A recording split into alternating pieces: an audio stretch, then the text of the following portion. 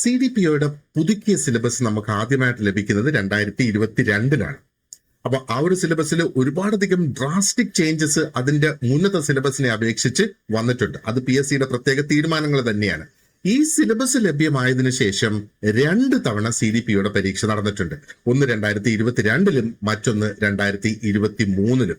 അപ്പൊ ഈ 2 പരീക്ഷയിലും നടന്ന എല്ലാ ടോപ്പിക്സിലും റിലേറ്റഡ് ആയിട്ടുള്ള ക്വസ്റ്റ്യൻസ് നമ്മൾ ടോപ്പിക് വൈസ് ഒന്ന് സോർട്ട് ചെയ്ത് ഡിസ്കസ് ചെയ്യുകയാണ്. അപ്പൊ ആദ്യം നമ്മൾ സൈക്കോളജി എടുക്കുക. അപ്പൊ ഇതിൽ ഏതൊക്കെ ഏരിയാസ് ആണ് റിപ്പീറ്റഡ് ആയിട്ട് 2ലും കോമൺ ആയിട്ട് വന്നിട്ടുള്ളത്, ഏതൊക്കെ റിപ്പീറ്റഡ് ആകാതെ വന്നു, അപ്പൊ ഏത് ഏരിയാസ് ആണ് ഇമ്പോർട്ടന്റ് ആയിട്ട് നമ്മളൊന്ന് നോക്കേണ്ടത്. ഒരുപക്ഷെ ഇമ്പോർട്ടന്റ് എന്ന് പറഞ്ഞ് നമ്മൾ ഈ റിപ്പീറ്റ് ആയി വന്ന ഏരിയാസിൽ നിന്ന് ഇനി വരുന്നതിന് റിപ്പീറ്റ് ആകണമെന്നില്ല. പക്ഷെ എങ്ങനെയാണ് ക്വസ്റ്റ്യൻസ് ക്രാഫ്റ്റ് ആകുന്നത്, അതിന്റെ ട്രെൻഡ് എന്താണ് ആ ഒരു എക്സാമിനർ ചിന്തിക്കുന്നത് എന്നൊക്കെയുള്ള കാര്യങ്ങൾ നമുക്കൊന്ന് ചർച്ച ചെയ്യാം.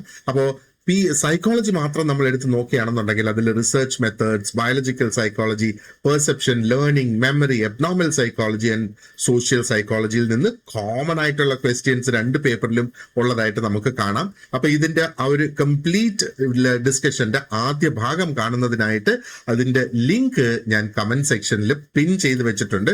So you can watch the full video and have A very clear understanding എങ്ങനെയാണ് ഈ ക്വസ്റ്റ്യൻസ് നമ്മുടെ മുന്നിൽ എത്താൻ പോകുന്നത് എന്ന്.